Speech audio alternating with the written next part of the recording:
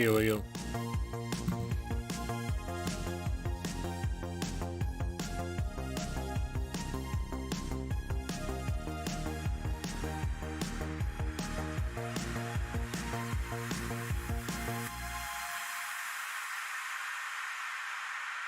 All right. Turn down this music a bit. And I am going to get started. I am messing around with Stream Elements. I want to kill this camera box on my Stream Elements game feed thing.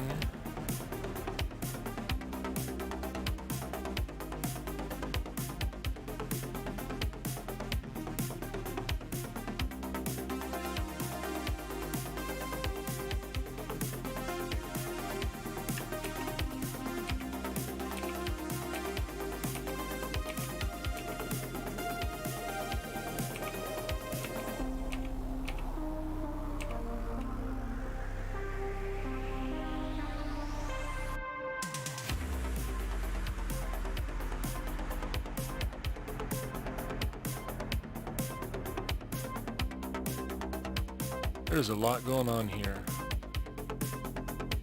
And so I'm just gonna have to hide a few things. So I'm going to hide some icons.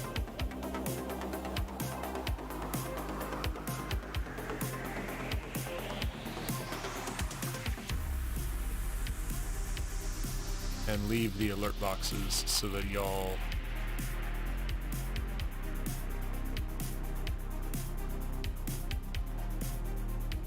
talk to me and concentrate on what we're doing.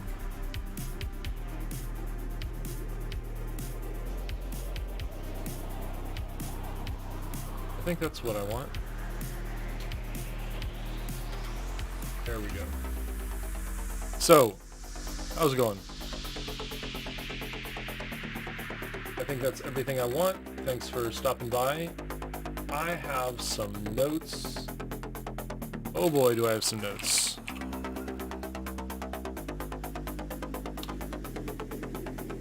There's my notes.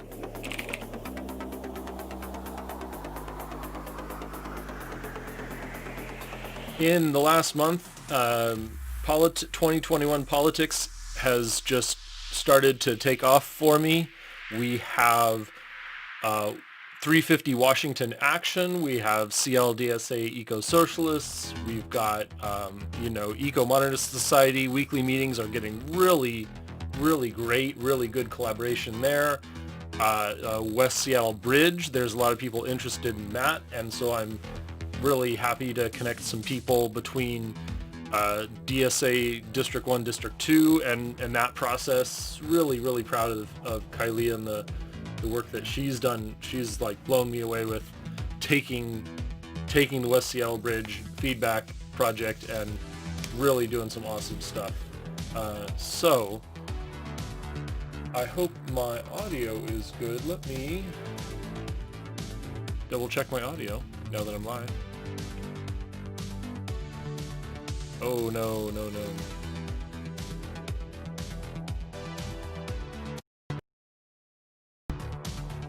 Robot check 1 2.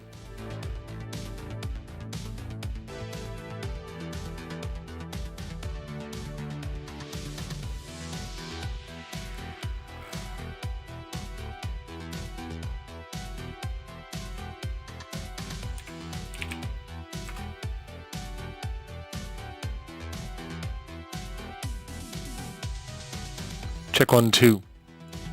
That's a hardware failure. Just a sec.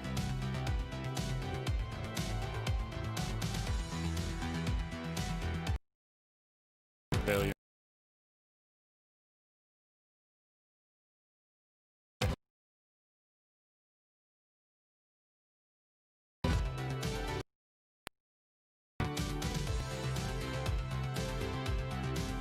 Check 1 2. Better.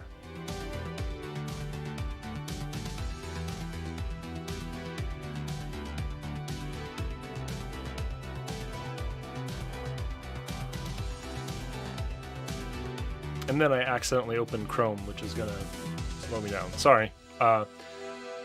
Getting back into it. Stream Elements should be active. So if you're sending me anything now or saying hello, following Stream Elements should be working. And I'm going to start to get into my content. Wow. What's just going on? All right, Chrome is gone. I've got my notes.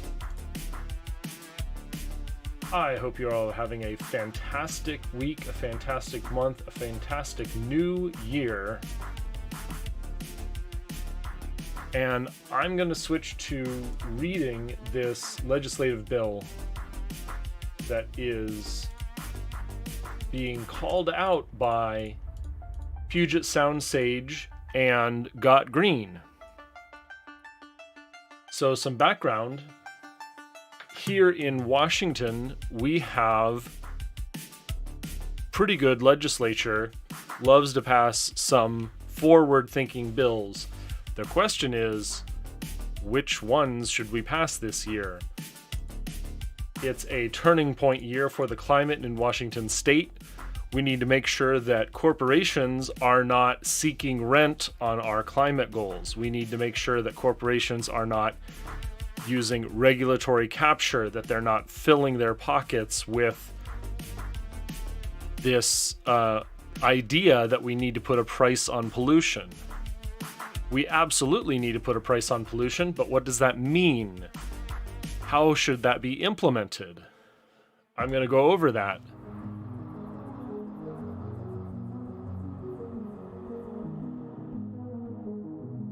Let me find... There's that Instagram post from Puget Sound Sage.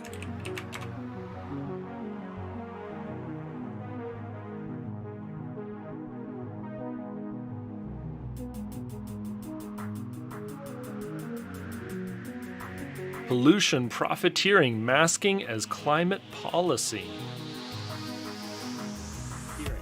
Does that mean that you shouldn't make a profit from pollution, or you shouldn't make a profit from turning down your pollution?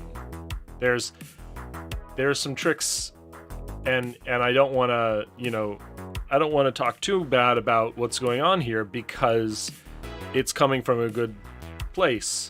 But putting a price on pollution means fining those who hold capital for polluting and paying those who breathe for enduring that pollution.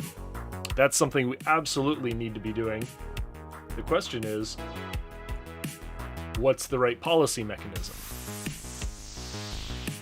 So I'll definitely be super reactive to chat. This is a discussion. Anyone who's checked in, thank you very much. And I'm going to go through the rest of this Instagram. So Carlisle, and at the request of Inslee, introduced SB 5126 to establish cap and trade in Washington. Puget Sound Sage opposes all forms of cap and trade policy. I think let's stop and break and consider blanket ban on cap and trade. There's a problem with that, and I'll get into why.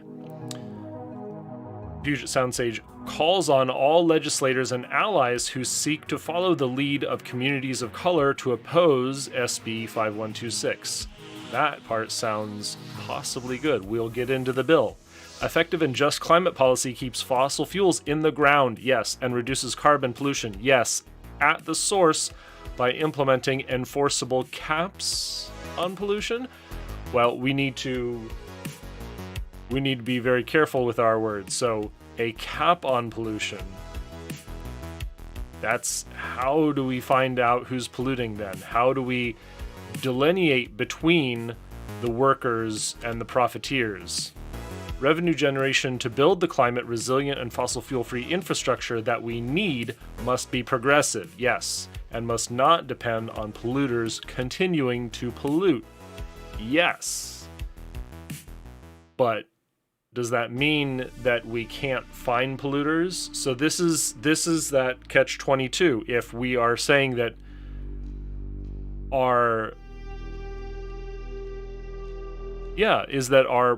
if our state revenue center cannot be based on pollution, we need to have a plan. We need to have a goal, an end goal that gives us revenue for people's projects based on extracting capital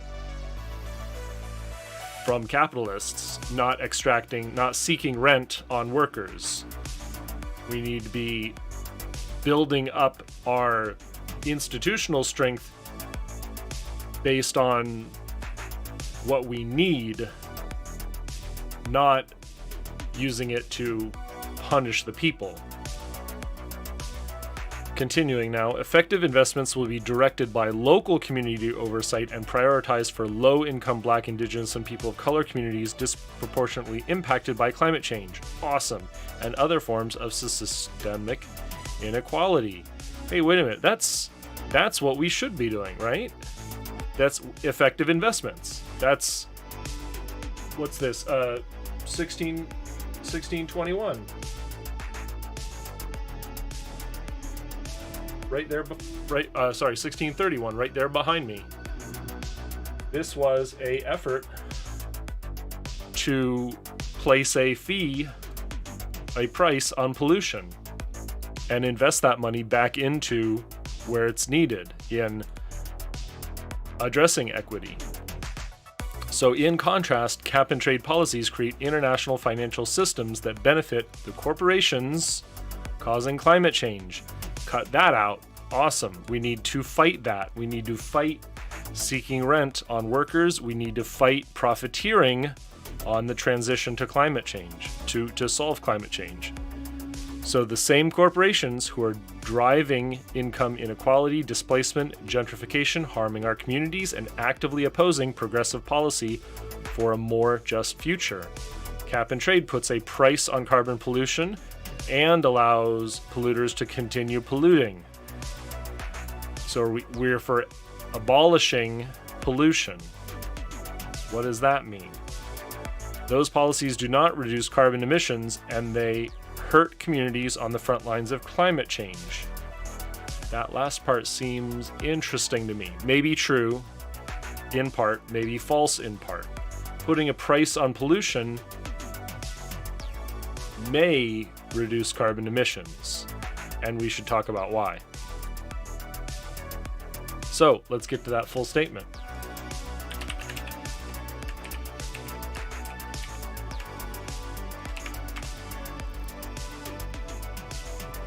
Is that the right one?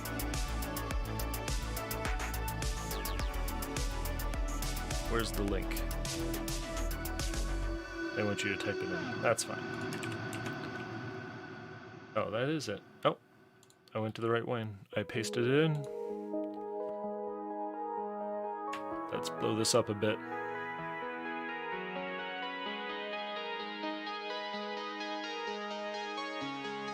So again, this is Senate Bill, specifically Senate Bill 5126. We have two, possibly more, other legislation proposals that are coming down the pipeline. Hey, Tumblr Dryer Maya, and hey, Rex Mundi. How's it going? So a blanket ban on cap and trade. Very interesting.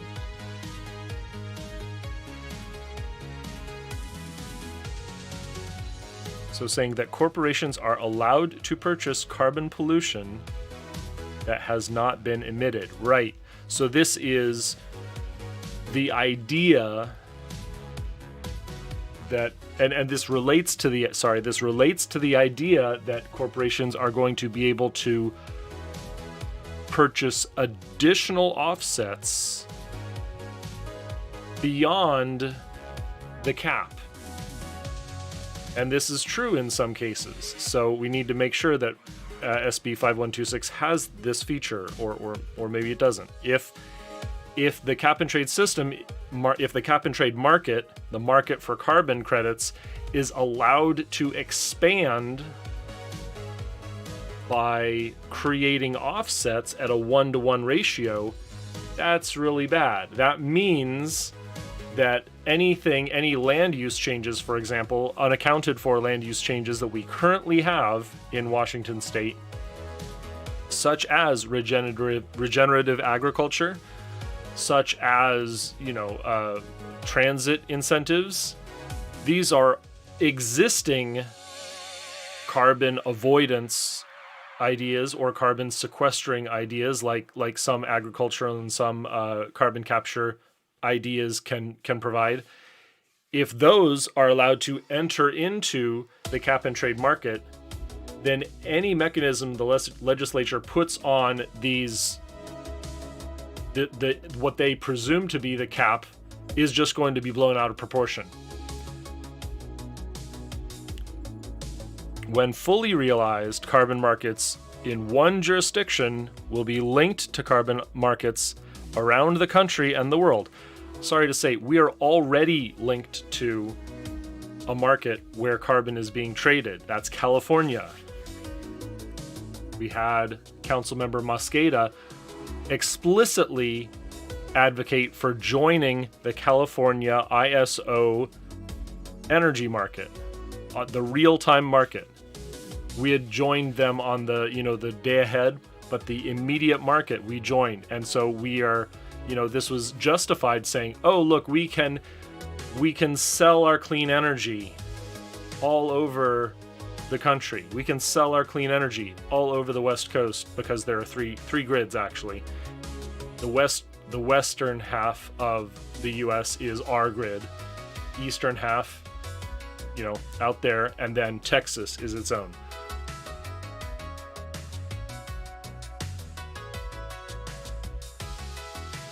So let me get back into this.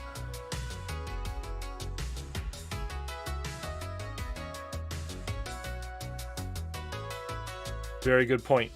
So in the linking of carbon markets creates a global financial and pollution trading system in which corporations do not reduce their carbon emissions, but instead auction off carbon pollution to the highest bidder and purchase offsets in other parts of the world which harm local communities.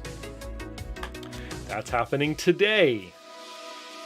When you build something in China that saves emissions in the United States, like a solar panel, we are already doing this. The solution to climate change can't be a product that you buy. You can't lean on Elon Musk to save you. You can't lean on Bill Gates to save you. You have to look at a holistic view. And I'm kind of worried that this is a little focused on a specific view of the problem. So, by design, cap and trade allows polluters to continue polluting based on the assumption that an emission reduction achieved in one location has the same beneficial effects as an emission reduced anywhere else. Opposing this is saying that reducing emissions, like if I'm saying that reducing emissions in my local constituency is the only goal, then why have we liberalized anything? Why don't we rein back in our energy trading, like Mosqueda advocated for? We're energy trading, so we're already in this market. We're already sending and receiving goods and investments with China. We need to be very careful in a blanket opposition. So let's get a holistic view again. A market-based approach to reducing emissions fails to capture the heavy social costs that communities on the front lines undergo in the face of climate change. Yes, this is it. This is the important thing. This is when it comes to fossil fuel plants, they don't have to ask where they get built unless someone speaks up and opposes it. And who has the time, the money, the patience, the the retired folks, the lawyers, the many different faces of capitalistic hegemony who will object to a fossil fuel plant or a pipeline in their backyard, just like we saw the pipeline, the big one, not Trans Mountain, that's local.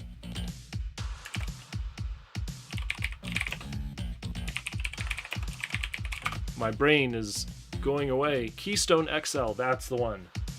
We saw Keystone XL diverted from a gentrified community to go through First Nations lands. Keystone or Dakota Access. I forget which one now, actually. But we did have Dakota Access protests. We've got Keystone XL protests. All of this just an example of the profit interest conflicting with the gentrified areas that push pollution away from their communities. That's happening today. That's what Puget Sound Sage is asking for a solution to. I agree. We need to solve that problem. Absolutely. On top of this, studies have shown that cap and trade reallocates public tax dollars from the government to polluting corporations. I want to read that note. Public tax dollars. So we've got fossil fuel companies receiving deductions to their tax bill, and they're also receiving offsets for, carbon credits for doing carbon, sequestering or land use changes. That's a valid concern.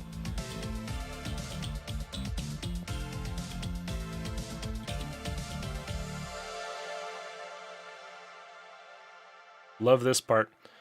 Cap and trade policies have been implemented in California, Quebec, and the European Union, and have garnered opposition from the frontline environmental justice communities fighting to keep fossil fuels in the ground. Since the implementation of cap and trade, studies have shown that carbon emissions in California have actually increased. Let's see why that is.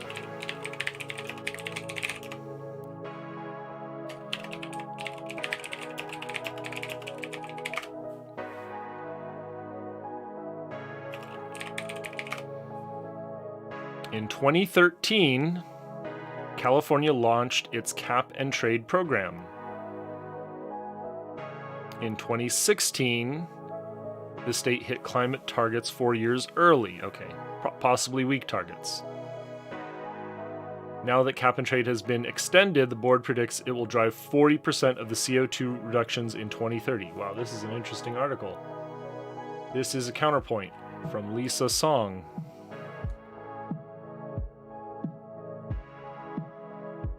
Just giving us a timeline.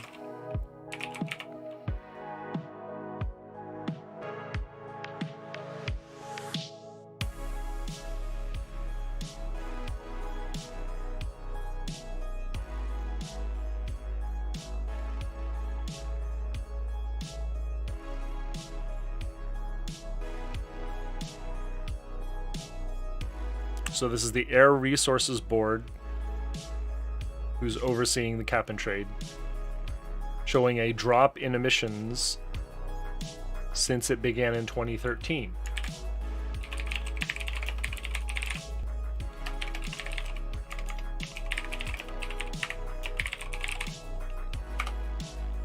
Let's see if we have a chart here.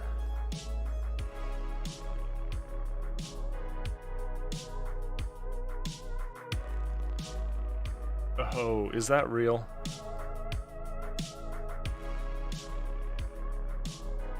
Ooh, yeah, emissions per GDP. That's not what we're talking about. We're talking about emissions per capita. GDP is fake. Don't let anyone talk to you about saving the planet by increasing GDP. You know, you have to look at emissions per capita because our policies serve people, not money. Freaking libs. What are you talking about?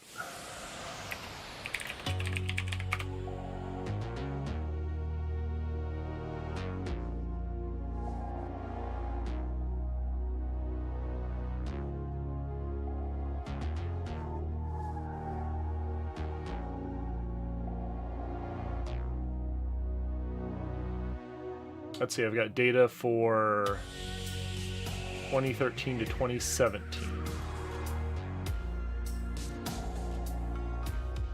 Yeah, this is a good illustration of what I'm talking about. Let's see, in light orange on the bottom, we have emissions per GDP. Slightly above that, we have GHG per capita. Oh, I need to get my telestrator up. Very sorry, let me get that telestrator up. How's that? Yeah, so my music is dropping down just a little bit when I talk, so that's good.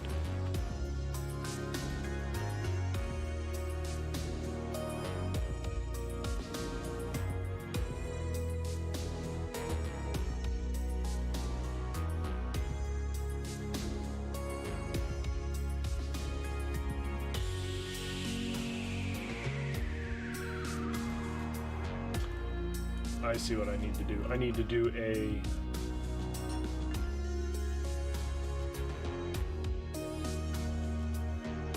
windowed.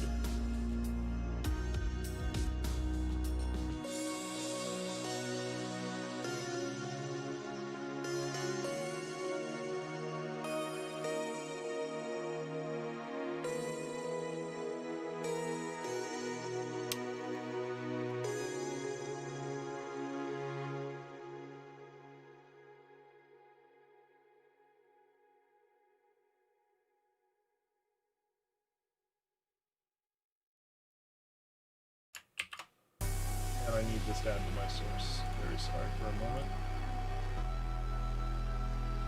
We will get this illustrator up so that I can draw on top. So I'm gonna cut this out if I do an edit.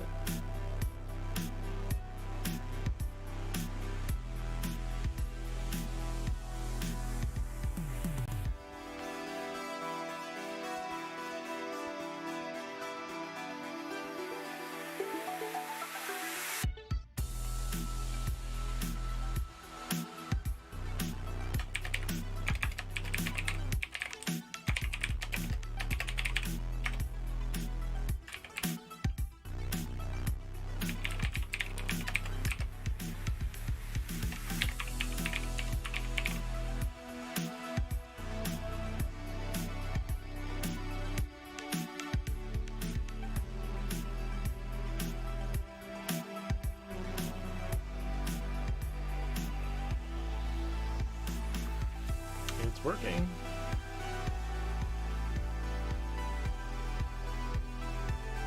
I'm gonna have to play with this a little bit later though.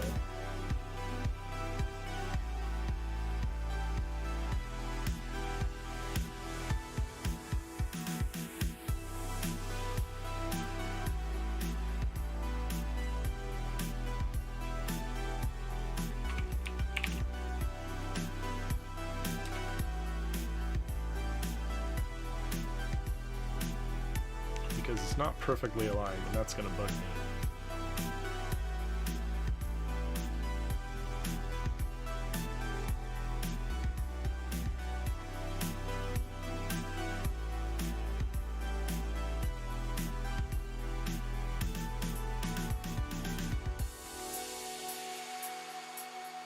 Okay, so what have we got?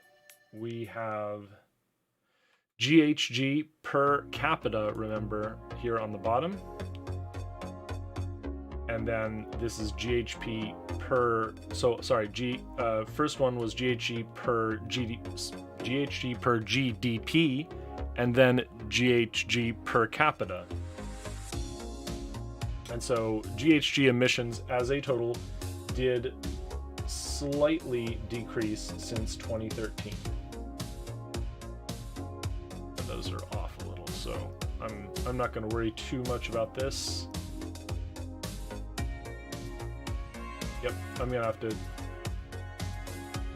to handle the telestrator later because it's not working the way I want. But you can see, if that is the sum total of benefit from cap and trade, that's pretty weak.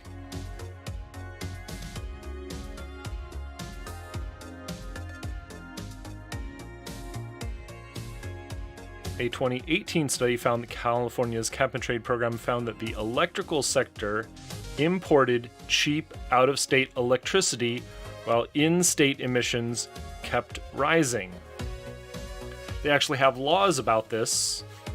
You are not allowed to import from the same location you export if you are bypassing the cap and trade system. I looked into this when Seattle joined the electricity market. A 2020 study by UC Berkeley found that local emissions have increased in neighborhoods where companies who purchased offsets are located. That's pretty damning. As a system, international cap and trade markets do not guarantee carbon pollution reductions in either the host country or in the countries where offsets are purchased. The system does not reduce pollution at the source, and offset projects are not shown to reduce the pollution they are purchased to offset. Cap and trade creates offsets that harm our communities globally and locally. In a cap and trade system, corporations purchase offsets that fund projects marketed as offsetting the pollution they are emitting.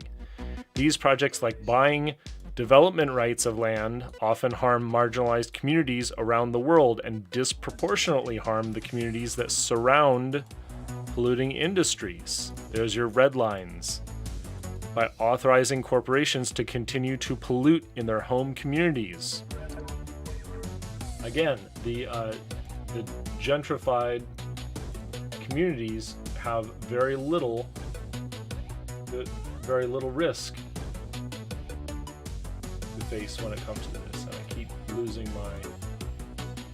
I'm going to kill the telestrator. It's confusing me and you as well, I think.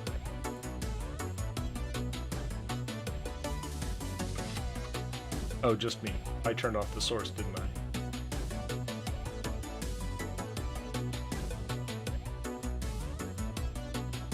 Around the world, carbon offset projects have disproportionately harmed marginalized communities.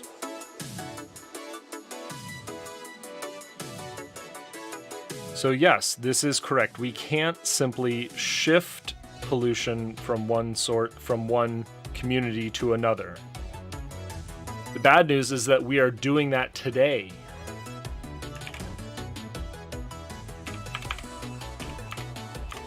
Let's find unknown fields, Mongolia.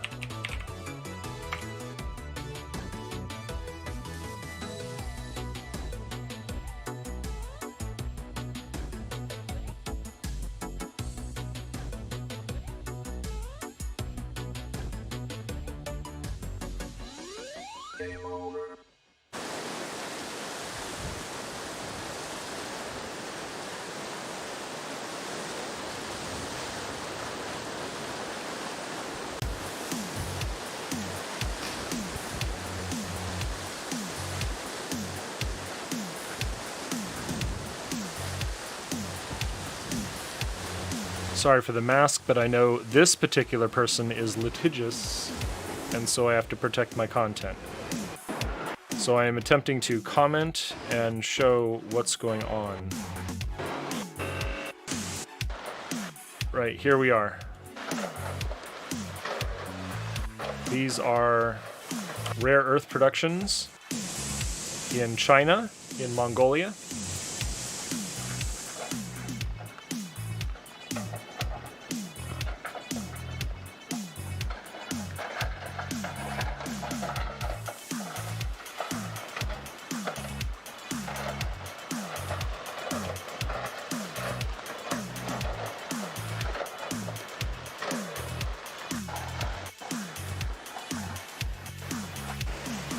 There it is. Treasure Mountain, largest deposit of rare earths in the world. All those slant drilling into it. This is the tailings pond. 1 ton of rare earth is 75 tons of acidic wastewater. Elevated background radiation. 3 times background is not that bad.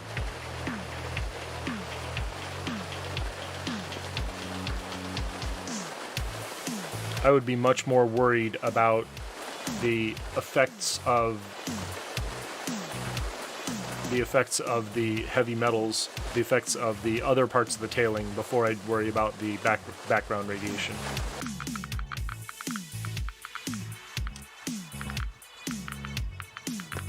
Yeah, using radiation to scare us about the thorium in the tailings is a little weak. I mean, it is a thing. I'd be much more worried about the chemical contaminants.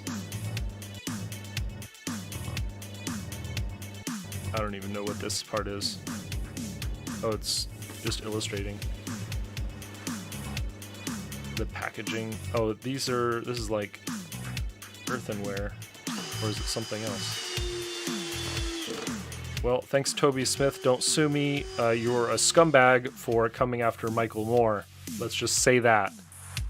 Trying to hide the facts in the conversation doesn't help anyone. So let's have fair and open commentary about these things.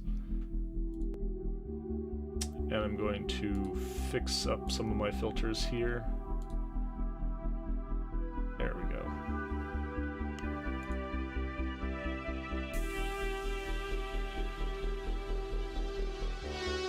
I need to get my Stream Deck set up so I can do all these adjustments on the fly.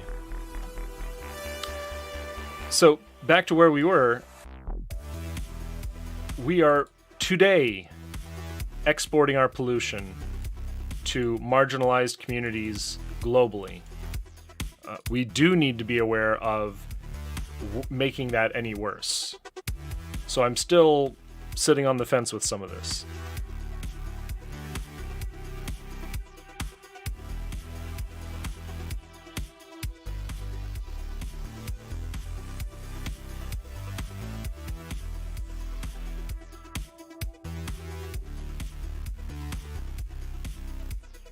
Here again, pretty heavy charge. No amount of redlining or editing this bill will change the fact that SB 5126 implements a cap-and-trade framework. Does that mean that all cap-and-trade frameworks are bad? Well, I think we need to look very closely at this, because right now we suffer the same problems that are supposed to be caused by cap-and-trade, even though we are out of cap-and-trade. We are selling and buying power with California without buying and selling the carbon emissions. We're giving away the product without asking corporations to pay the fee. That's the serious part. I probably don't have enough time to go through this bill at the moment. So we've covered the Puget Sound Sage criticism in really broad strokes, and I want to be clear about that. I need to go definitely more in depth here.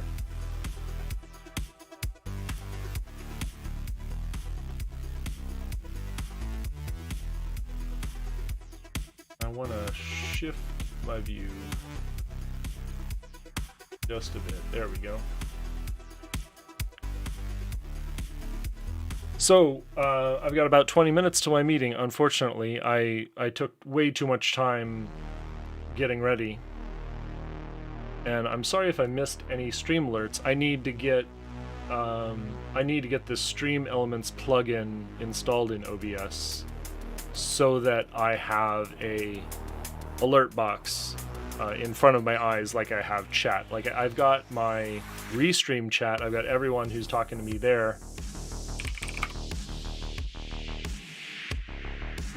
Yep, there's the chat. And so I can see your chat in front of me. I just can't see the subscription alerts, or the follow alerts. Those YouTube and Twitch terms kind of overload your brain sometimes when you're a boomer like me. So there's definitions section, more definitions. And some things hide in the definitions, so we're going to come back to those later.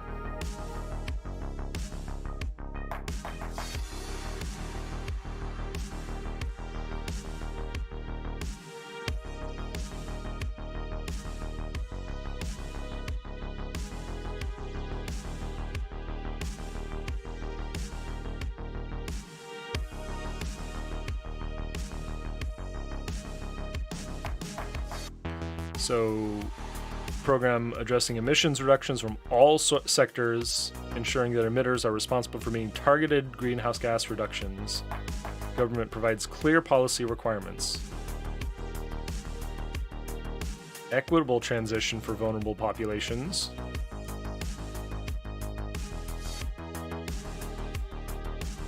Increasing climate resilience for at-risk communities and ecosystems through cross-sectoral coordination, strategic planning, and cohesive policies. How are you going to enforce that?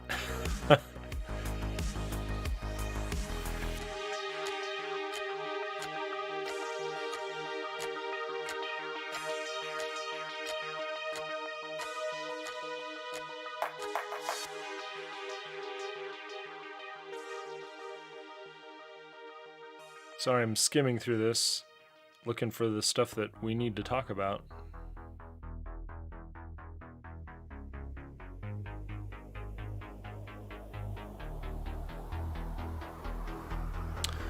Making a task force. So basically, we will make a task force under the executive branch that's going to lobby the legislature to make better policies. Okay, fine. Section 5. Cap on greenhouse gas emissions. Here we go. Cap and trade.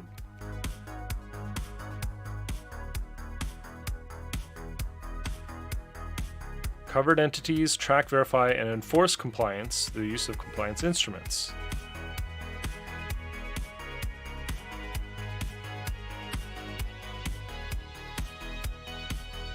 Providing for offset credits as a method for meeting a compliance obligation. Oof.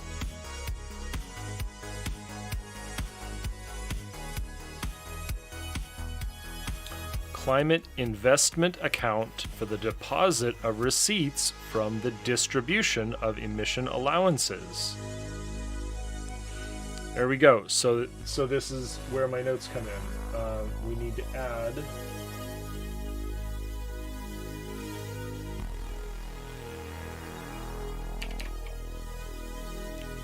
see what page is this.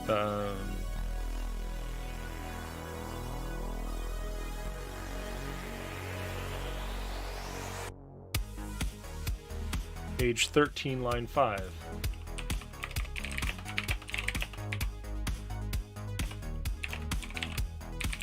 Climate investment account.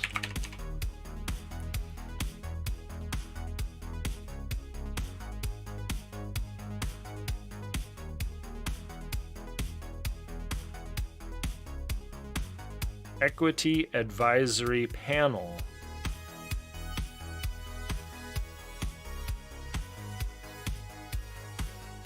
Equitable distribution of benefits to overburdened communities. Okay.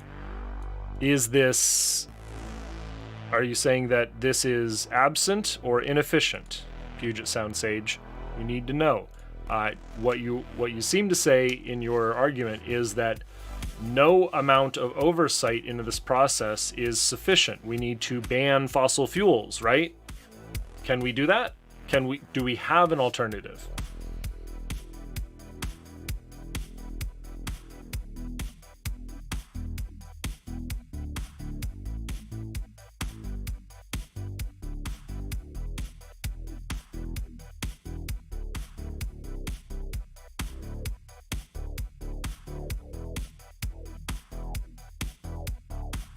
linking the state's program with other jurisdictions having similar programs. Critical. We must have something that links Washington's emissions to all of the bordering communities that we exchange products, that we exchange energy with. This is critical.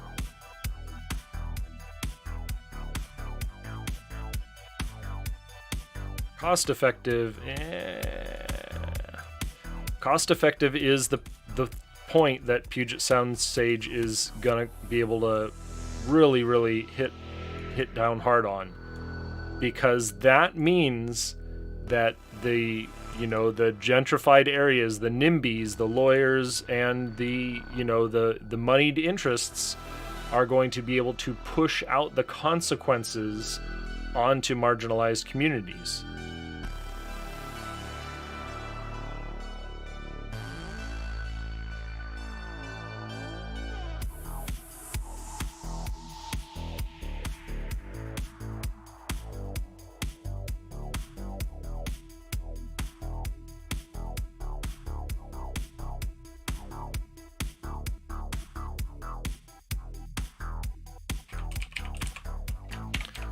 So this thing affects facilities, emissions greater than equal to 25,000 metric tons.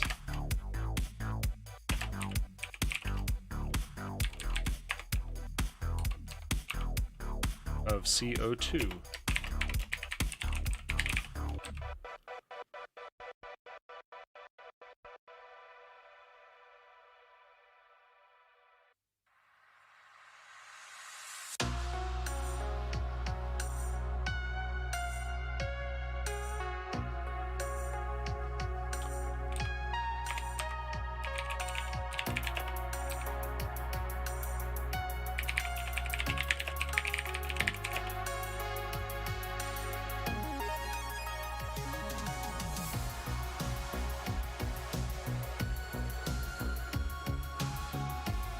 So the emissions associated with the generation equals or exceeds 25,000 metric tons. So electricity generators emissions greater than equal to 25,000 tons in the state. We need to find out if the border adjustments apply there, like Puget Sound Energy polluting in Montana and importing that energy.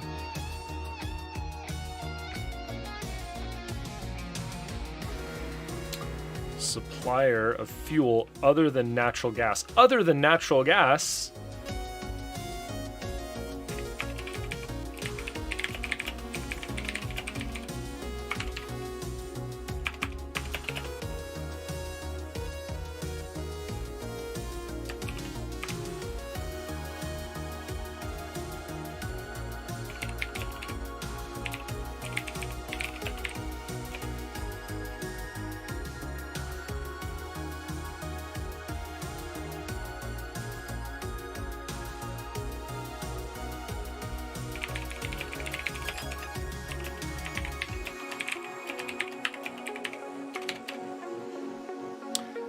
That really makes me angry. Fuel switching is a benefit, but having such a blatant carve out for natural gas, for fracked gas, that's pretty bad. I've got 10 minutes left and I've only gone a very slight bit through the meat of this bill.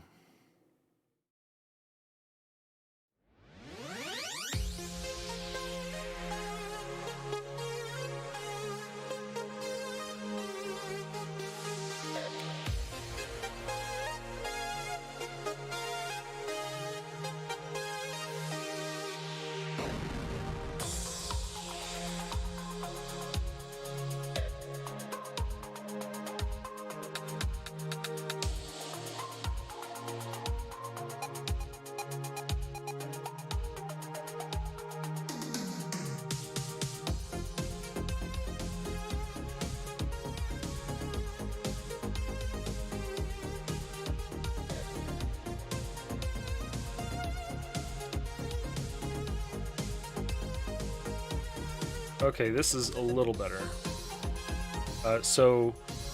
Okay, so natural gas is excluded under 7A, no, 7, Section 7, Part 1, but it's recouped in Section 7, Part 2.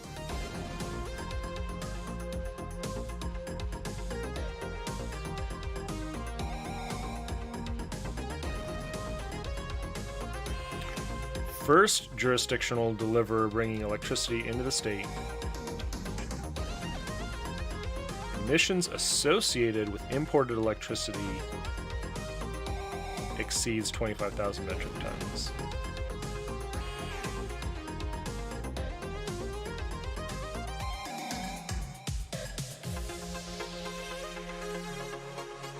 Oof. This is getting pretty, I don't know, very complex.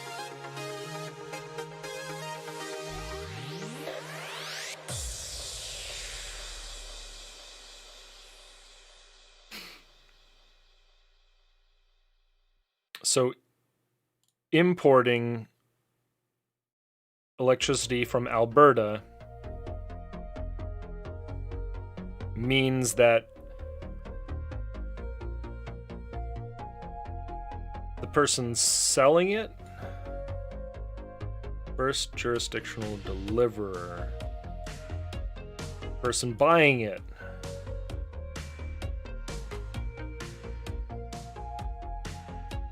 a written power contract to procure electricity at the facility.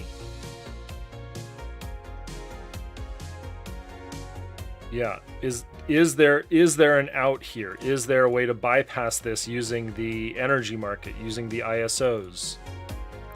Is BPA bypassing this?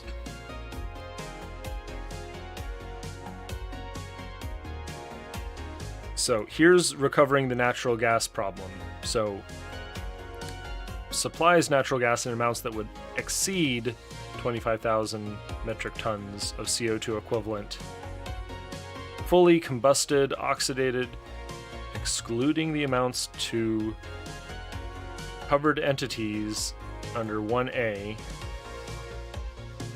through C.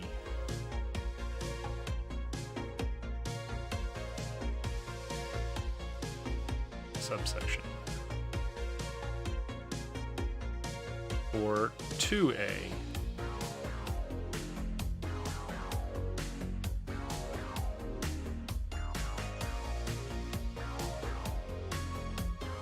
So again, we are excluding federal power markets. So BPA is off the hook.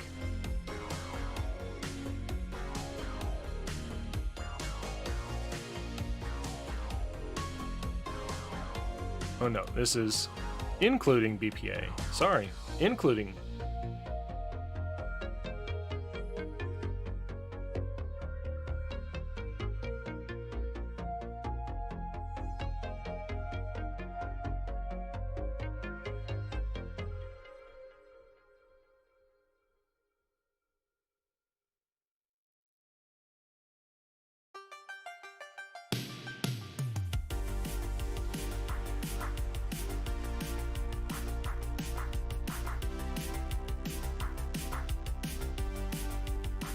I think the other problem is that we've got 5126 here does not account for natural gas effluents.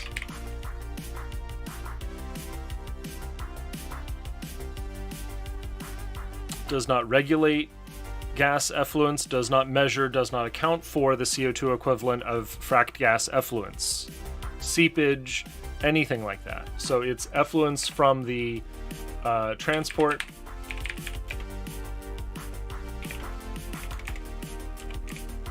use,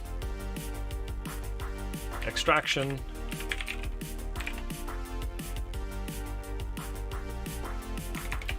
or effluents or seepage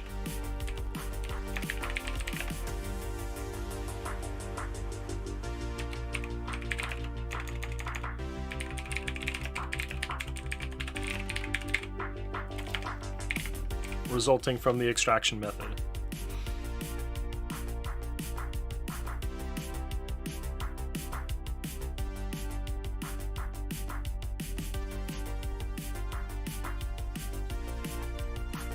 Okay, very interesting. Got about 4 minutes left. I'm going to return to this. I was thinking of playing games tonight, but I think I'm just going to buckle down and stream the rest of one of my read-throughs of this.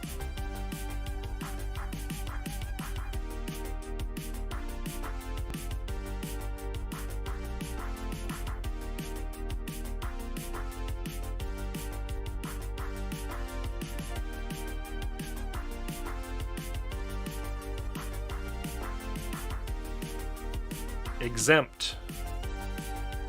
Emissions from combustion of aviation fuels. Watercraft fuels. That means Tote Marine and the fracked gas that they're burning is exempt.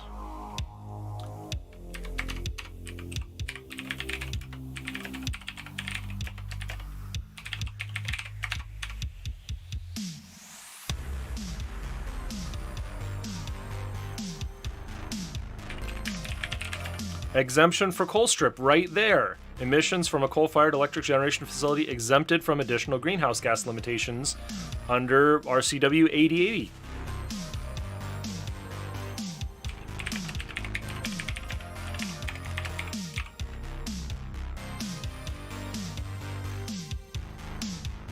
Exemptions from facilities with classification 9281. This is the same exemption that was used in Ohio HB 6.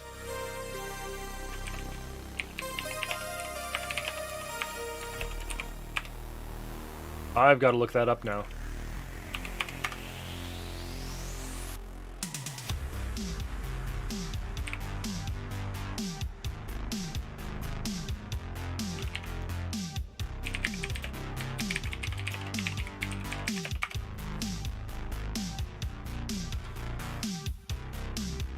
NAICS code 92811. Let's go for that now.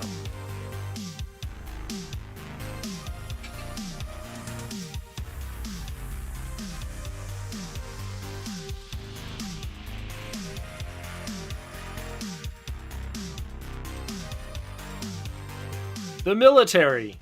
We're exempting Air Force, military, police, Army, training schools, Marine Corps, Guard, courts, and Navy. Okay, so no, it's not HB 6. It's almost as bad.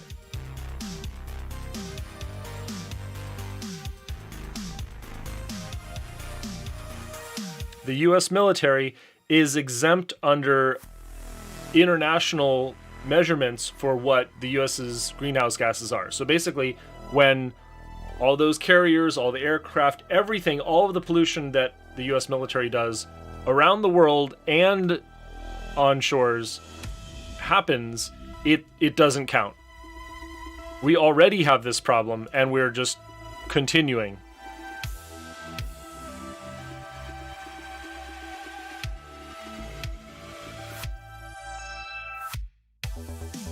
I mean, that's probably a big federal, constitutional, etc. fight.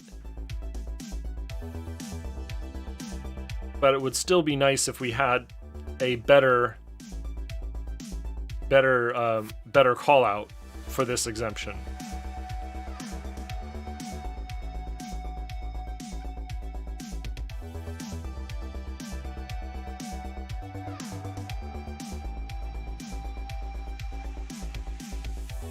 So you opt in and you participate in as a covered entity in auctions, and you have to have the same compliance obligation to transfer instruments,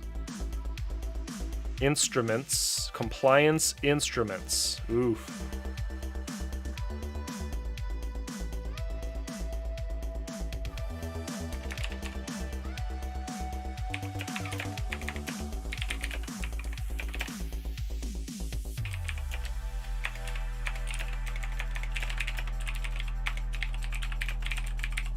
I mean, that is how we're going to account for these things, but that's the word that I need to start searching for, is compliance instruments. So how do you create compliance instruments?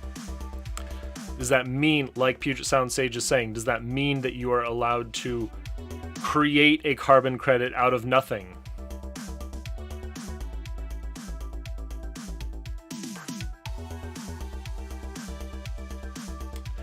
And all of this about a secure online electronic tracking system.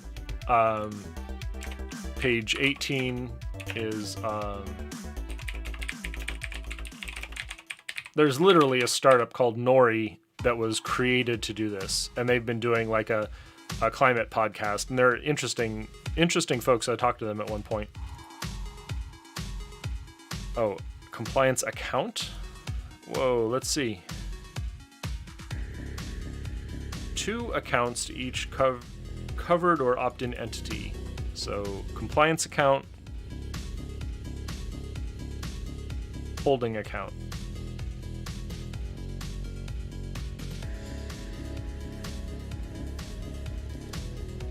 Department shall maintain an account for the purpose of retiring allowances transferred by registered entity. So retiring allowances. There's another very important term. Page 18, line 23.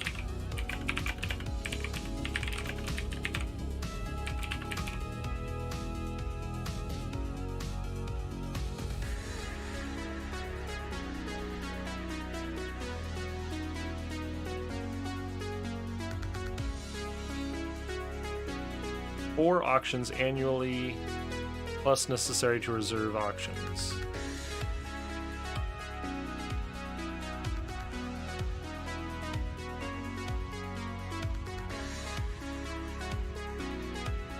Qualified independent contractor run the auctions.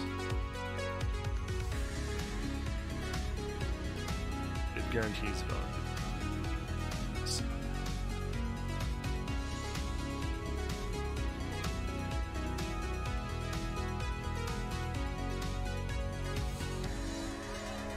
Why is it a maximum of 4 auctions? If this was done on the blockchain, you could be auctioning them every day.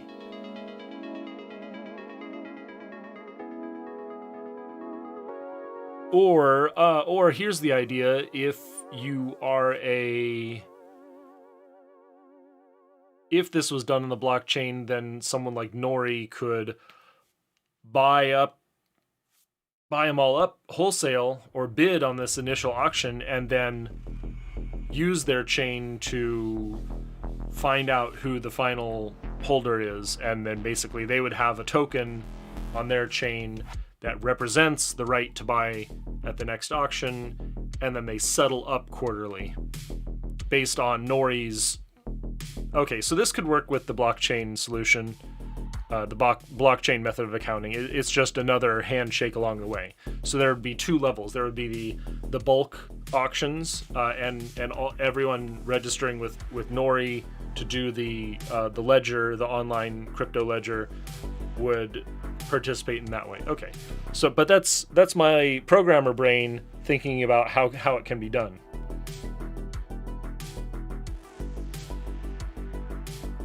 So I no longer care about auctions.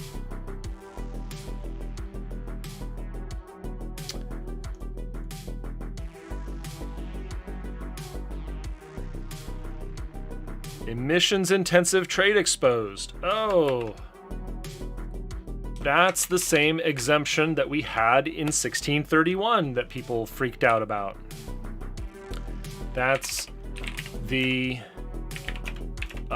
exemption for forestry, exemption for anything, basically metals, steel, etc. They're enumerating them in 10 subsection 1A.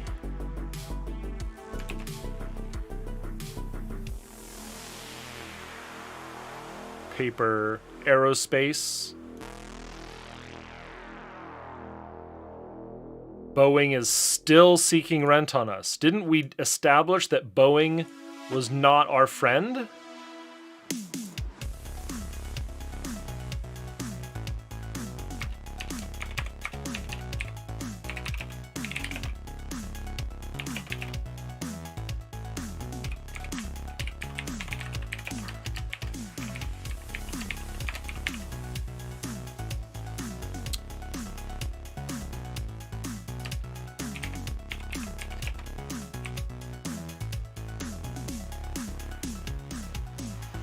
let me go back to this.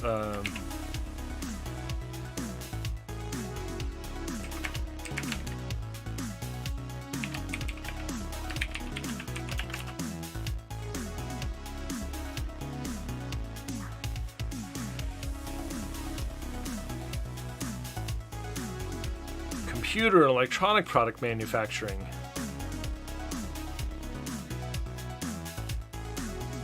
There's your solar panels. So basically, if we were doing what they're doing in China, that would be exempt. All of the literal projects that 350 Washington are opposing in Spokane County and north of there for the silicon smeltery are carved out.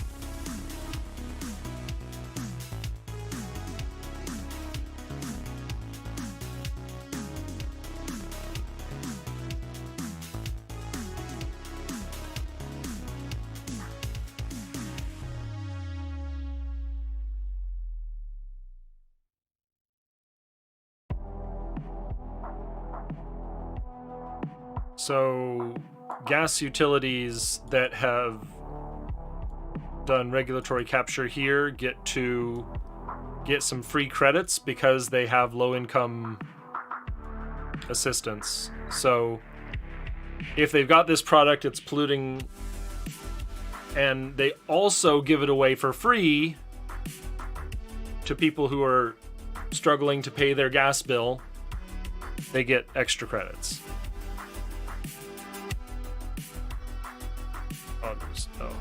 Section 12. So that's page 24.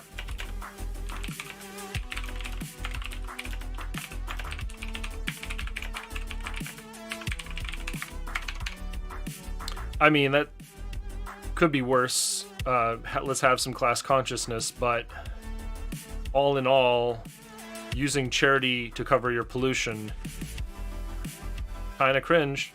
Let's be honest.